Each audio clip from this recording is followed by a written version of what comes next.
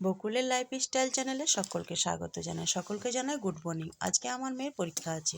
সকাল সকাল ডাল ভাত পোস্ত করা সম্ভব নয়, সেই জন্য আলু পোস্তর ঝোল ভাত করে দিয়েছি। ওকে আগে পাঠিয়ে নিলাম, তারপরে বাকি রান্নাগুলো করলাম।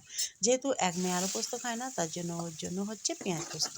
আলু পোস্ত থেকে একটুখানি পোস্ত রেখে দিয়েছিলাম, ওকে পেঁয়াজ পোস্তটা করে দেবো। এটা ওদের দুজনের হয়ে যাবে, বাবা মেয়ের। তারপর একটুখানি করব মাছের ঝোল, ঝোল করব না, মাছ বেশ খানিকটা টমেটো দিয়ে বাটা পোনা মাছ দিয়ে আর এই ঝালটাকে করে নেব। ডাল করে নিলাম, সব কিছু রান্নাবান্না প্রায় কমপ্লিট হয়ে গেছে। সবশেষে দেখলাম বেশ কয়েকটা ফুলকপি রয়েছে। এই যে মোটামুটি রান্নাগুলো কমপ্লিট হয়ে গেছে, সবগুলো এবার গুছিয়ে বাগিয়ে ঢাকা দিয়ে রেখে দেবো। আজকে একটা ছোট্ট মিনি ব্লগ দিলাম, কেমন লাগলো ব্লগটি জানাবেন। তারপরে এই যে একটুখানি ফুলকপি ভাজা করব, একটুখানি ভাপিয়ে নিয়েছিলাম, জলটাকে ফেলে দিয়েছি। ফুলকপিগুলো লঙ্কা পেঁয়াজ দিয়ে ভালো করে ভাজা ভাজা করে নেব। আর মেয়ের জন্য টমেটো